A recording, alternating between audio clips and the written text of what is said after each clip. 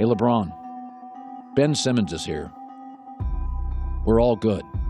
But when I watch Ben Simmons play, and again, I don't know if the Sixers are special, but when I watch Ben Simmons play, it is just a gut feeling. I felt the same way when I saw Magic break in. I felt the same way when LeBron broke in. I didn't even feel it for Kobe. I didn't even feel it for Shaq. I just knew he was dominant. But about 4 or 5 guys, Michael Jordan's one of them, LeBron was one of them, Magic was one of them, I feel that strongly with Ben Simmons. Yes, there really was a point in time where analysts, fans, and the media had this type of reaction to Ben Simmons. Colin Cowherd uttered those words, truly thinking that Ben Simmons would be the next LeBron James. But fast forward to today, and Ben Simmons' career has completely fallen off a cliff, and everyone has written him off as having one of the biggest fall-offs in modern NBA history. But what exactly led to Ben Simmons having such a rapid decline? How did this player with limitless potential turn into an absolute shell of himself? To understand how it all happened, we have to understand the full story and go back to the beginning. The year is 2014, and a teenage Ben Simmons and his family moved from Australia to Florida, where Ben would suit up for the most premier private high school in the country in Montverde Academy. There was so much hype around this kid from Australia, who at 16 years old was already standing at 6'8" and 220 pounds. In addition to his absurd frame, he had an NBA point forward archetype as a high schooler. Basically, just close your eyes and think of a high school Magic Johnson. In his senior year, Montverde finished the season with a 31-1 record and won a national championship. Simmons also won the Naismith Prep Player of the Year, the Gatorade National Player of the Year, and was the #1 recruit in the country by ESPN. He averaged 28 points, 12 rebounds, and 4 assists while shooting 70% from the field and had 24 double-doubles on the year. Ben Simmons would end up committing to play basketball at LSU due to his godfather being an assistant coach there. Simmons would continue to impress in college as he averaged 19 points, 12 rebounds, and 5 assists on 56% from the field, 33% from 3, and 67% from the free throw line. He led the team in all major statistical categories aside from three-point shooting and free throw shooting. He was a consensus first-team All-American, SEC Freshman of the Year, and first-team All-SEC. He had a short-lived college career, but many expected it to be this way as he was projected to be the clear #1 overall pick in the NBA draft. Heading into the draft, Simmons was labeled as a uniquely gifted talent, as he had power forward size and strength with point guard vision and passing. He embodied positionless basketball and was capable of playing and defending all 5 positions. He was viewed as a selfless, team-first player with an elite competitive mindset and was seen as a proven winner with 3 national high school championships. He was seen as a lead at finishing through contact, was an excellent rebounder, and an elite playmaker. So with all these strengths to his game that seemed to fit the mold for a future NBA superstar, where was the weakness in his game? The answer, a lack of a jump shot. Despite being a good scorer, Simmons was seen heading into the draft as a guy who truly lacked a reliable jumper. His form didn't have any glaring mechanical flaws, but it was apparent that his jump shot was the one element of his game that he was not completely confident in. He showed a lack of confidence in his shot in college, and it was something that was seen as a flaw that needed to be worked on. But this flaw didn't stop analysts from being excited about Simmons because his strengths were too impressive, and many thought that his lack of a jump shot would develop over his time in the NBA. Heading into the 2016 NBA draft, the Philadelphia 76ers had the first pick, and they had no hesitation in selecting Ben Simmons. They saw what he did in high school and college, which fueled their beliefs in the kid even more.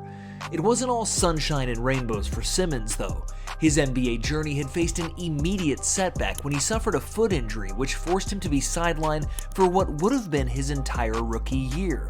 He would miss his very first NBA season. He didn't let it shake his confidence, though. In that time off, he was able to watch more film, adjust to the way that the 76ers played, and gain more chemistry with his teammates while also picking up some of their habits. Simmons made a remarkable return the following year when he debuted in the 2017-2018 season. He averaged around 16 points, 8 rebounds, and 8 assists, played in 81 games, and shot 54% from the field. These stats helped Ben bring home Rookie of the Year and left his future in the league looking extremely bright. The doubts about his shooting ability were still there, as he didn't make a single three-pointer all season, but being able to stay healthy after missing an entire season and putting 16, 8, and 8 up as a rookie was a huge sign for what was to come. He even put up 12 triple-doubles in his rookie season, which was second all-time only to Oscar Robertson. Some of Ben's other accomplishments were being the first rookie in NBA history to record at least 1,200 points, 600 assists, 600 rebounds, 50 steals, and 50 blocks in a single season. What made this Rookie of the Year even sweeter was the fact that he managed to win it over stars like Donovan Mitchell and Jason Tatum. The Philadelphia 76ers finished the regular season as a top 3 seed in the Eastern Conference and were looking to make a real playoff push. They went through the Miami Heat with ease as they took care of them in 5 games. The Boston Celtics, though, were an entirely different beast. In the second game of the series, Simmons only managed to score 1 point in 31 minutes of game time. The Boston Celtics ended up sending Philly home in 5. A big part of that was due to Ben's lack of shooting ability.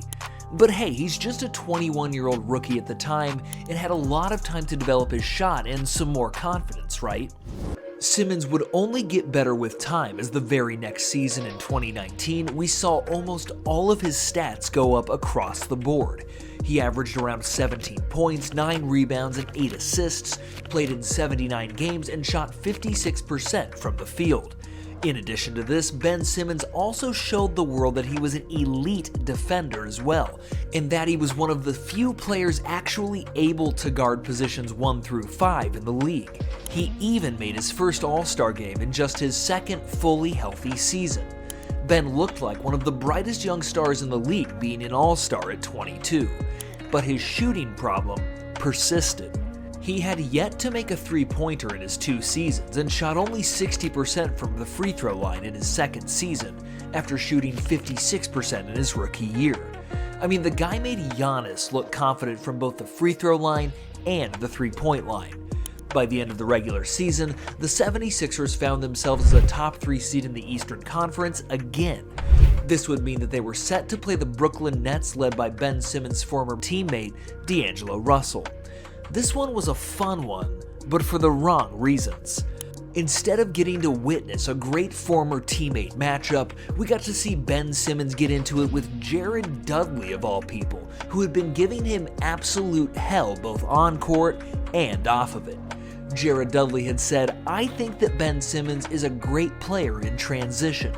Once you slow him up in the half court, I think he's average." And this quote by Jared Dudley was a major turning point in the narrative of Ben Simmons, because he seemed to have figured him out. He seemed to have figured out the story of Ben Simmons' whole career. Ben Simmons was asked what he thought about Dudley's comments, and his response? It's Jared Dudley, come on. Not only did Dudley back up what he was saying, but he would end up doubling down on it by sagging off of Ben Simmons in the actual games and begging him to shoot the ball. Ben Simmons would make Jared Dudley regret everything he was saying in Game 3, where he dropped 31 points, 9 assists, and shot over 80% from the free throw line. Meanwhile, Jared Dudley finished the game with 0 points and 2 turnovers in 16 minutes of play. Simmons was so bored that he also decided to do some trolling of his own by laughing at Dudley and emoting on him after an air ball. All hell broke loose in Game 4 when Dudley kept on talking trash to Ben Simmons, and Embiid hit Jared Allen with a flagrant foul, which resulted in Jared Dudley and Ben Simmons getting tangled up. It didn't matter because the Sixers took care of the Nets in 5, but this series became crucial.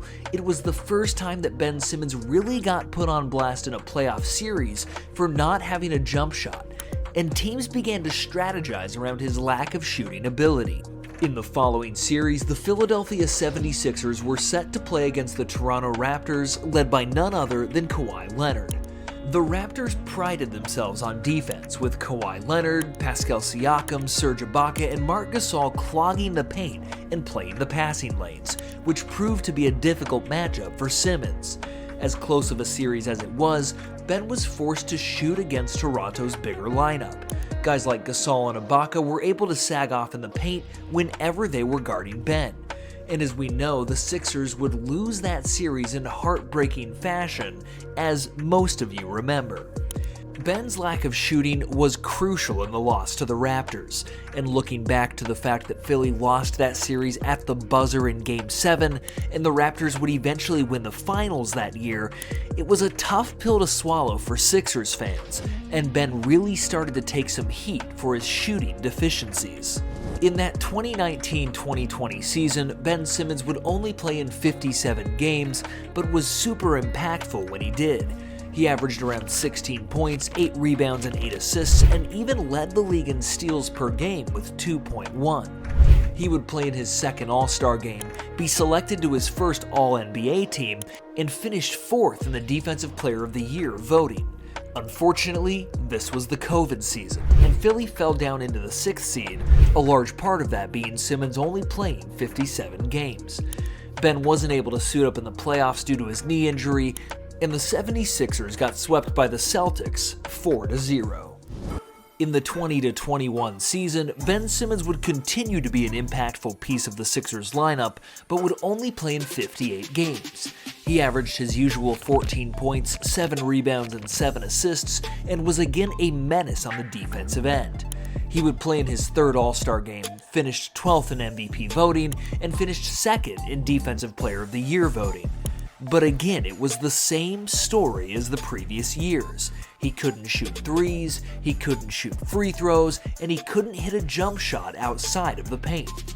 And it was in this season's playoffs where his lack of shooting wasn't just a problem, but it was an absolute detriment to the team's success, to the point where he was a legitimate liability every time he was on the floor.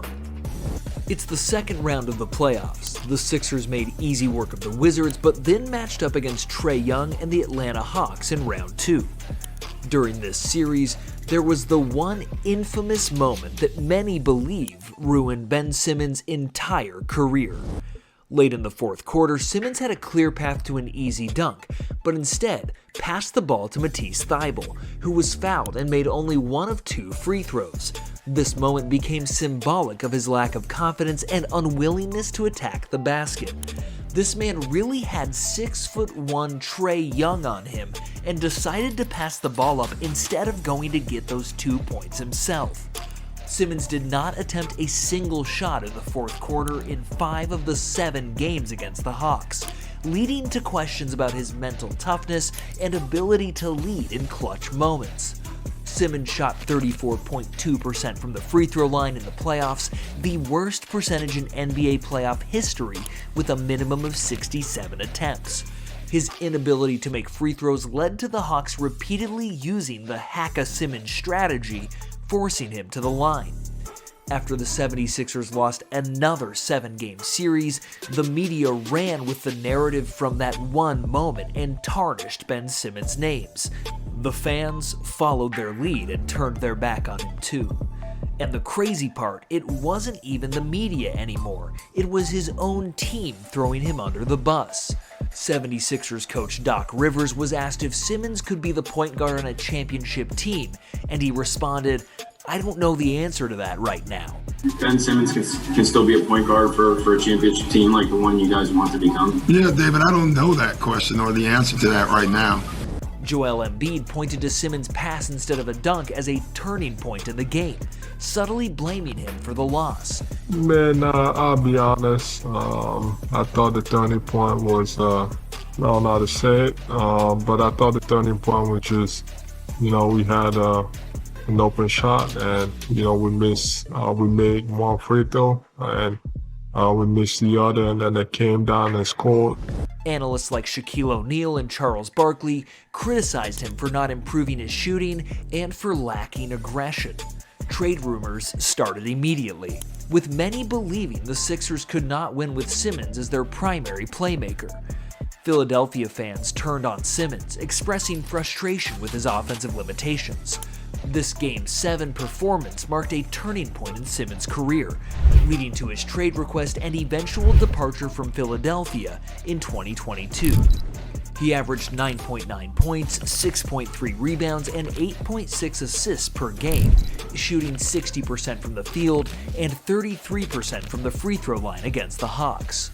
Ben Simmons had to deal with this for an entire summer and then didn't play a single game. This was simply the beginning of the end. Unfortunately, the tension and turmoil that came from the playoff loss moved into the offseason and into the beginning of the following season. Simmons felt he was scapegoated for the loss, especially after the comments made by his star teammate and his head coach after the series. This led to him becoming increasingly distant from the organization. And throughout the summer, Simmons cut off communication with the Sixers, refusing to speak with team officials. He requested a trade in August of 2021 and didn't report to training camp until late September, resulting in heavy fines from the team. He also missed the entire preseason, and the Sixers began withholding his salary, which was approximately $360,000 per missed game. He didn't show up again until mid-October when he unexpectedly appeared at the Wells Fargo Center without warning, catching team officials by surprise. However, he remained disengaged. When Simmons practiced with the team, he appeared unmotivated and uninterested, leading to Doc Rivers kicking him out of practice on October 19th for refusing to participate in drills. The Sixers suspended him for the season opener due to conduct detrimental to the team. Simmons later cited mental health struggles as a reason for his holdout, saying he was not mentally ready to play. Simmons refused to play, and the Sixers continued fining him millions for his absence. The Sixers were reluctant to trade him for anything less than a star player, which delayed a resolution. But on February 10, 2022, the trade deadline approached. Simmons still had not played a single game, and eventually the Sixers and Nets agreed on a blockbuster trade. The Sixers received James Harden and Paul Millsap, and the Nets received Ben Simmons, Seth Curry, Andre Drummond, and 2 first-round picks. Simmons joined the Nets but did not play the rest of the 21-22 season due to a combination of mental health concerns and a back injury. Ben wouldn't make his Nets debut until October of 2022, 8 months after being traded after missing the entire previous season.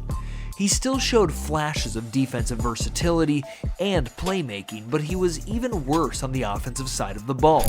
He averaged just 6 points, 6 boards, and 6 assists in 42 games, attempted a career-low 5.6 shots per game, and shot an absolutely terrible 44% from the free throw line.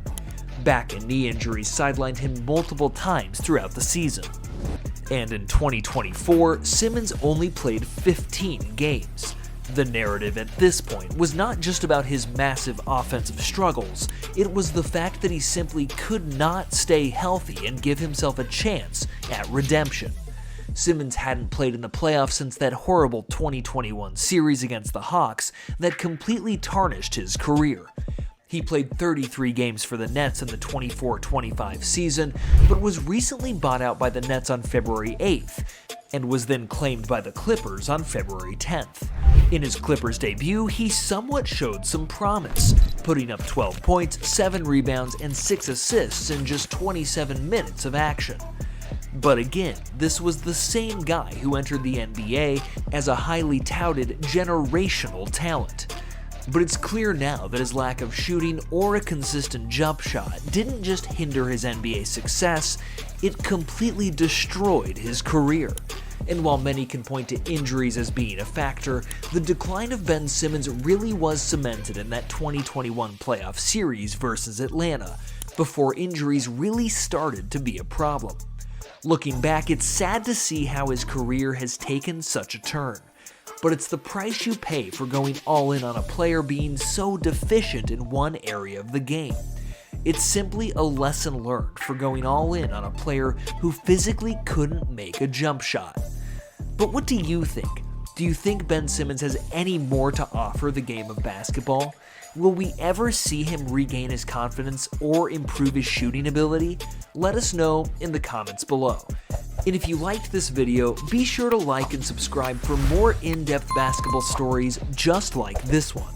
We'll see you in the next one.